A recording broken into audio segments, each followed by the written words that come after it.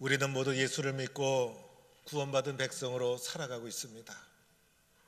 우리의 인생에서 가장 소중한 사건은 내가 예수를 만나고 예수를 믿고 살게 되었다는 것입니다.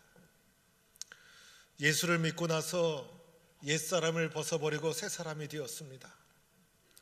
예수를 믿고 나서 과거의 삶을 뒤로하고 그리스도 예수 안에서 표대를 향하여 전진하는 삶을 살게 되었습니다.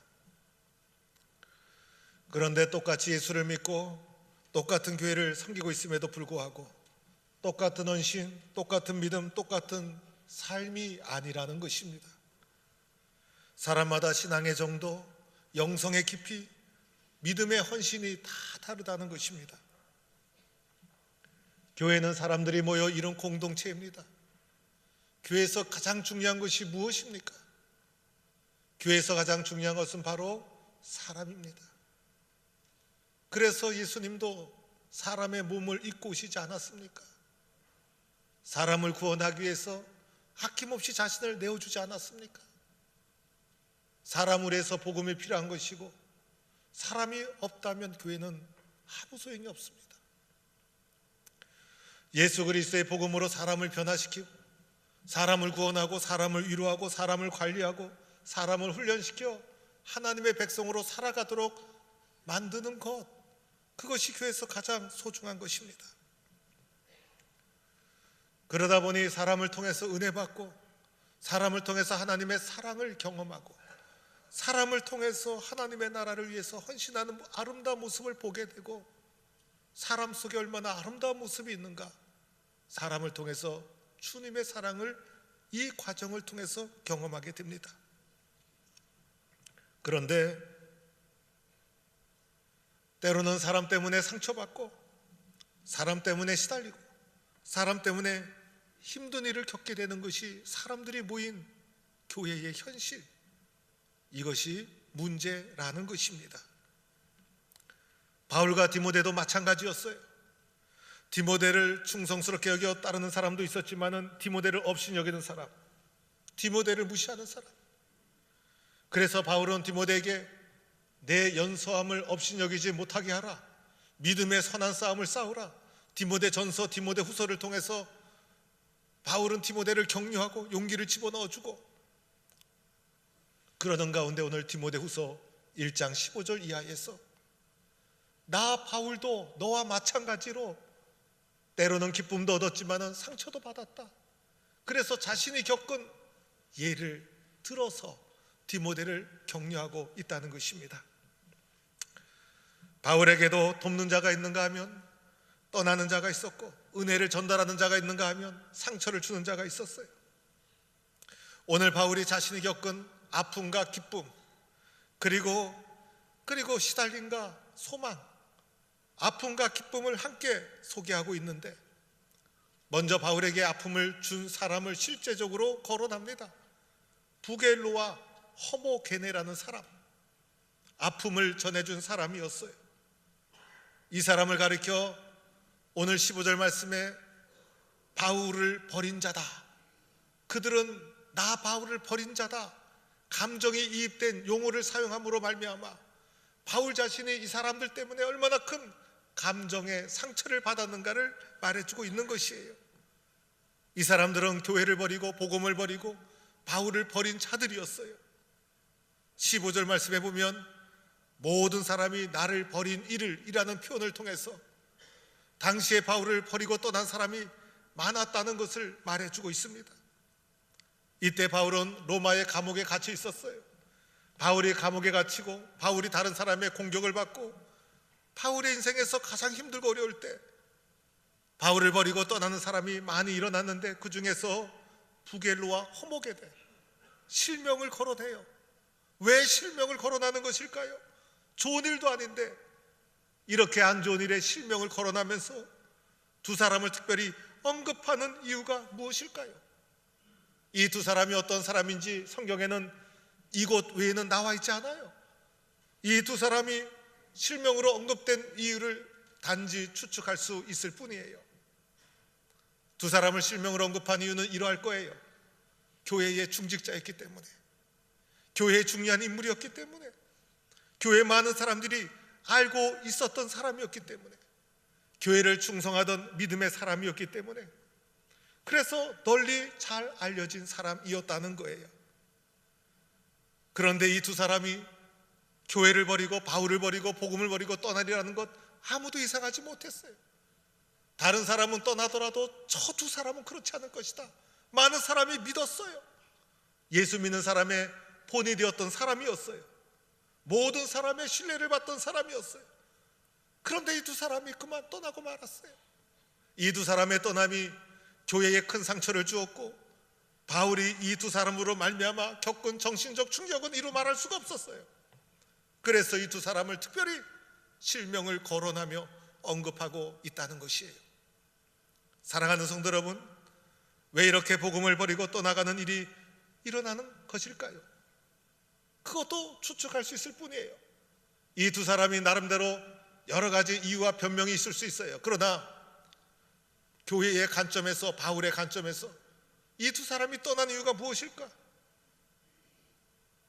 두 사람이 떠난 이유는 복음과 교회에 대한 이해와 체험이 부족했기 때문에, 복음을 듣기는 들었지만은 예수님을 개인적으로 만난 깊이 있는 체험이 없었기 때문에, 교회 공동체에 대한 확신과 믿음이 없었기 때문에, 그래서 떠났던 거예요. 예수를 개인적으로 깊이 있게 만나지 못해도, 교회 공동체에 대한 믿음과 확신이 깊지 못해도 좋은 일꾼으로 쓰여질 수는 있잖아요. 그래서 겉으로는 예수 잘 믿고 교회 잘 섬기는 사람이었지만은 실제로는 예수를 만난 믿음의 뿌리가 약했던 거예요. 그러다 보니 이 사람들은 교회를 섬겨도 주님을 위해서, 교회를 위해서 헌신하는 자가 아니라 자기 중심으로 믿음 생활을 했어요. 자기 생각이 더 중요했고, 자기 계획이 더 중요했고, 자기 명예, 자기 일, 사람들과의 관계에 갈등이 일어나자 자기를 받아주지 않자 이것을 이겨내가지 못했을 거예요. 이 사람이 많은 여러 가지 핑계와 교회를 떠날 수밖에 없었던 이유가 있었을 거예요. 그러나 그 많은 이유는 깊이 있게 들어가 보면 예수 그리스도에 대한 믿음과 순종이 부족했던 거예요. 이런 자다 충성된 자가 되지 못했던 거예요. 이런 부겔로와 허모게네를 어떻게 표현할 수 있을까?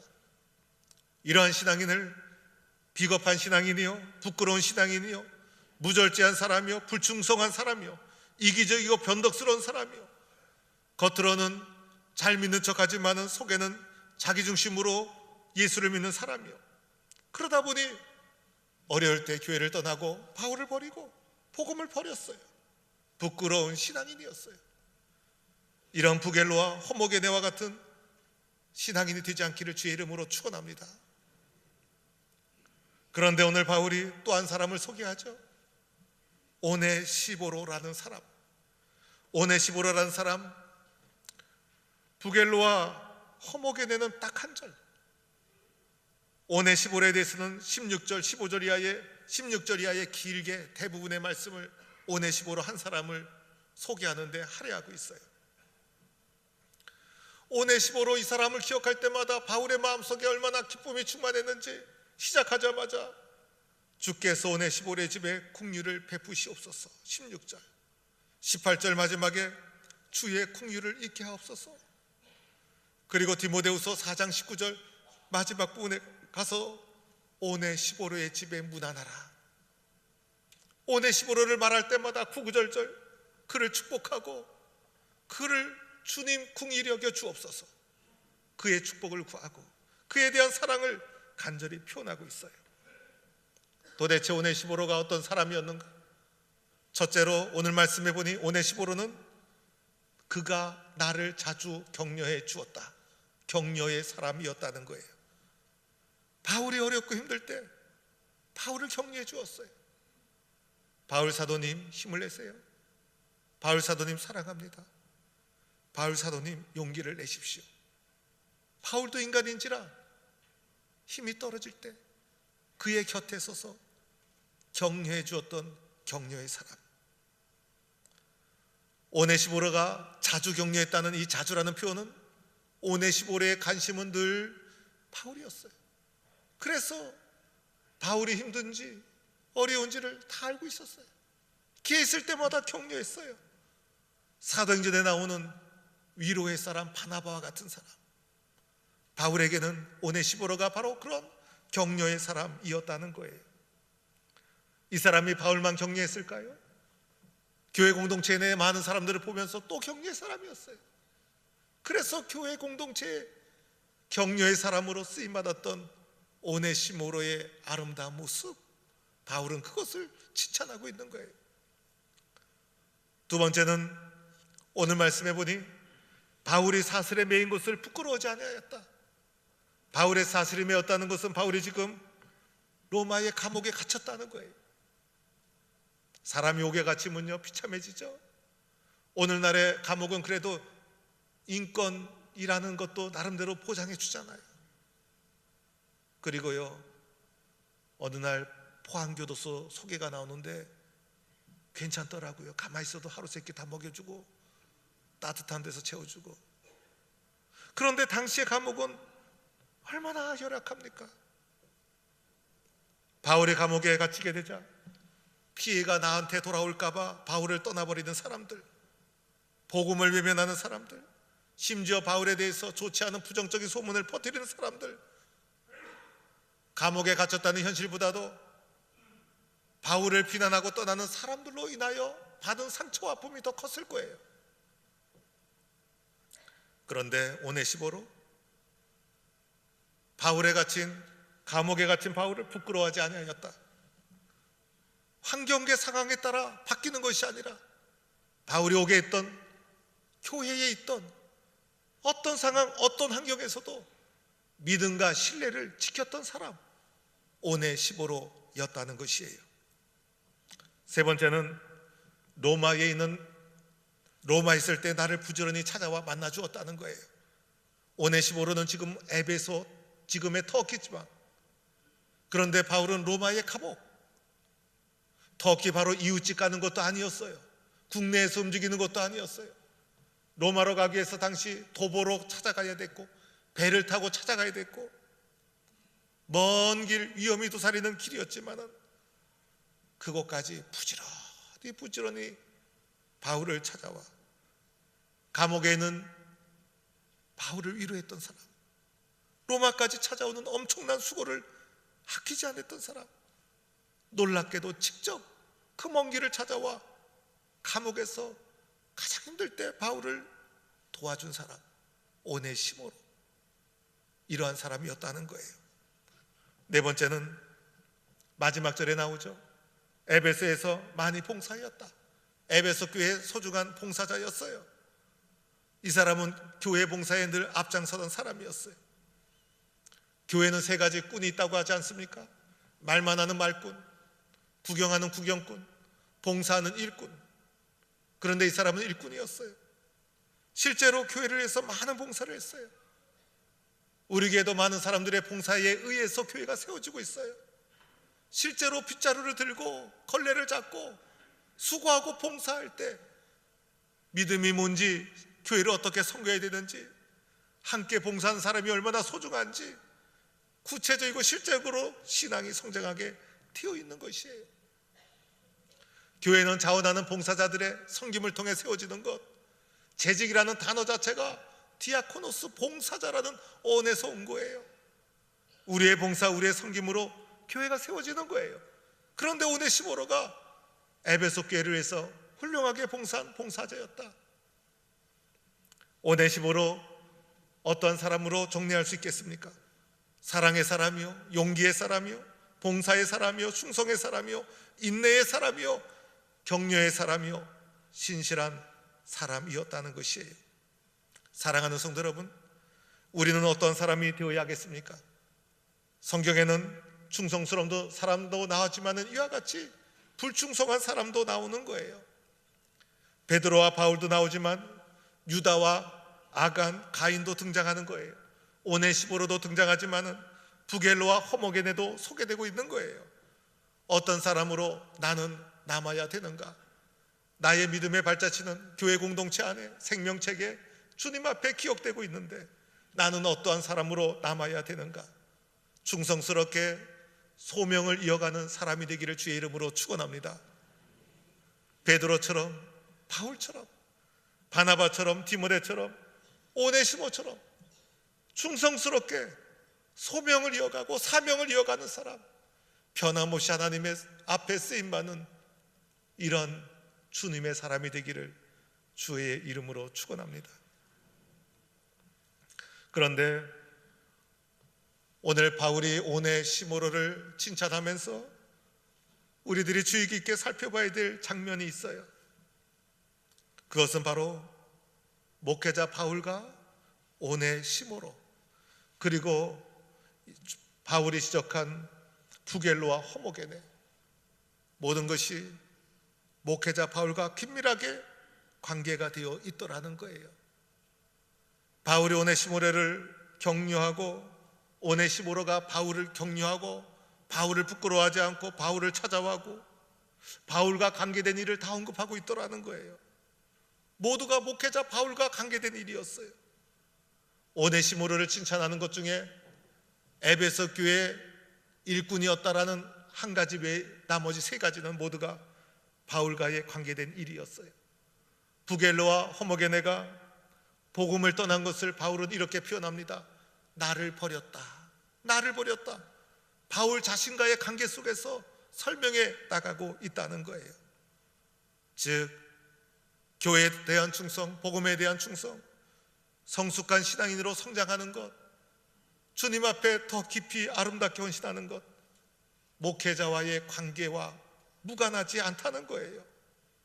목회자와의 좋은 신뢰, 인정, 사랑, 이런 관계가 토대가 되고 있다는 거예요. 그것이 나로 하여금 소명에 헌신하는 사람으로 만들어가고 있다는 거예요. 목회자와의 관계가 깨어지고 불신이 형성되고 나면 충성스러운 복음의 사람으로 살아갈 수가 없다는 거예요.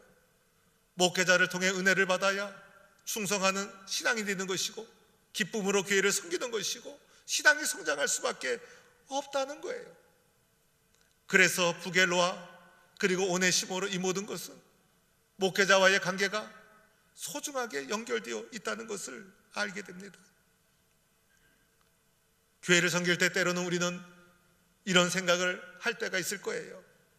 목회자 없이 우리끼리 모여서 공동체를 이루면 안 될까? 우리에게 목회자가 없으면 교회는 안 되는 것일까? 이런 생각을 할 때도 있을 거예요. 그런데 훈련된 목회자가 없다면 어떻게 될까? 신앙의 전승을 체계적으로 붙잡고 있는 훈련된 목회자가 없다면 교회는 얼마 가지 않아서 신앙의 편지를 받을 가능성이 많다는 거예요.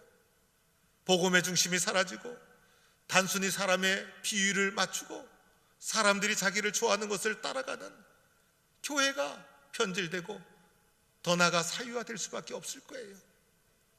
그리고 위로의 정도가 다를 거예요. 그래서 교회는 목회자가 필요할 수밖에 없다는 거예요. 그런데 또 이런 생각을 할 수가 있죠. 왜 하나님이 직접 교회를 이끌어가지 않을까? 하나님이 천사를 보내셔서 온전하고 완벽한 천사가 이 강단을 지키고 있다면 얼마나 좋을까?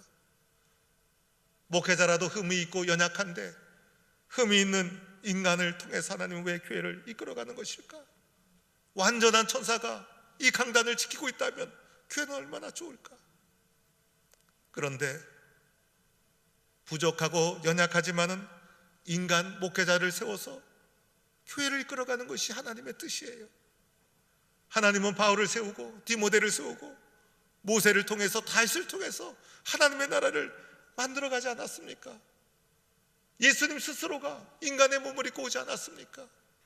인간을 통해서 교회를 세워나가는 것이 하나님의 뜻이에요. 목회자 입장에서는 이런 생각이 들 때도 있을 거예요. 예수 믿고 구원받은 사람이 왜 다를까?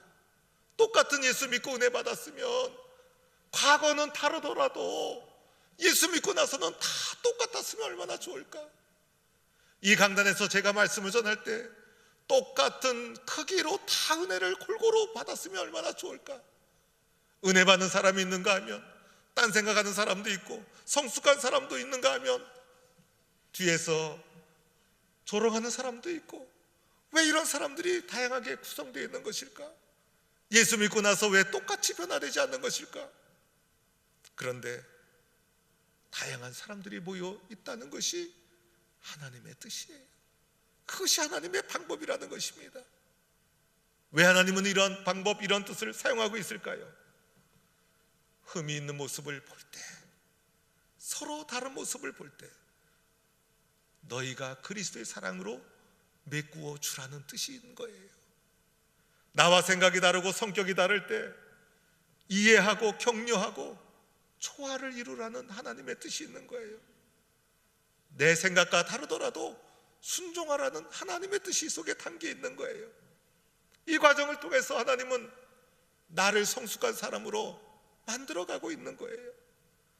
나의 교만을 아시기 때문에 순종하라고, 나의 이기적인 욕심을 알기 때문에 그것을 내려놓으라고 하나님은 훈련시키고 있는 거예요. 교회는 구원의 방주이면서 동시에 나를 훈련시키는 광야라고 할 수가 있는 거예요.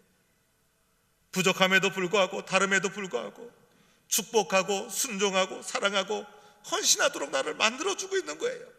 이 모든 것이 나를 온전한 사람으로 빚어가시는 하나님의 사랑이 이 속에 담겨 있다는 거예요. 내 마음에 딱 들고 나에게 좋은 사람들만 모였다면 그것이야말로 위험한 거예요. 나 중심적인 이기적인 욕심을 결코 내려놓지 않는 교만한 자가 될 수 있기 때문인 것이에요. 사랑하는 성도 여러분, 오늘 우리는 루터의 종교개혁 500주년이라는 뜻깊은 해를 지나고 있어요. 다시 거룩한 교회로 우리는 일어서야 합니다. 신앙의 본질을 회복하고 붙잡아야 합니다. 부끄러운 신앙이 아니라 성숙한 신앙, 소명을 이어가는 신실한 사람으로 일어서야 합니다. 새벽 정진권 18차가 되었어요. 이번에 주제를 사랑하고 생육하고 번성하라, 생육하고 번성하라, 이것은 예수 그리스도의 사랑으로 구원받은 우리들에게 주신 하나님의 축복의 뜻이요 하나님의 계획인데, 이것을 가로막는 것이 무엇일까? 이것을 방해하는 것이 무엇일까? 내가 하나님 앞에 회복되어야 될 것이 무엇일까? 하나님 앞에, 교회 앞에, 목회자 앞에, 성도 앞에 내가 회복해야 될 것, 내가 바로잡아야 될 것을 바로잡고 주님께서 우리에게 말씀하신 생육하고 번성하라, 주의 뜻을 이루어가는 아름다운 기회가 되어야 하는 것입니다. 사랑하는 성도 여러분, 내가 예수를 잘 믿기 전에 먼저 주님 앞에 물어봐야 될 것이 있어요. 내가 예수를 잘 믿기 전에 주님 앞에 먼저 물어봐야 될 것이 있어요. 하나님, 저는 하나님이 믿을 수 있는 사람입니까? 하나님, 저는 하나님이 믿을 수 있는 사람입니까? 나는 예수 그리스도의 충성스러운 사람입니까? 나는 목회자의 신실한 동력자입니까? 교회의 일꾼입니까? 하나님 나라를 소명으로 받들어가는 사람입니까? 나 자신에게 물어봐야 합니다. 그리하여 내가 사랑하는 예수님 앞에서 신실한 사람, 격려의 사람, 본질을 붙잡는 사람, 사명을 이어가는 사람으로 새롭게 일어서는 성도가 되기를 주의 이름으로 축원합니다.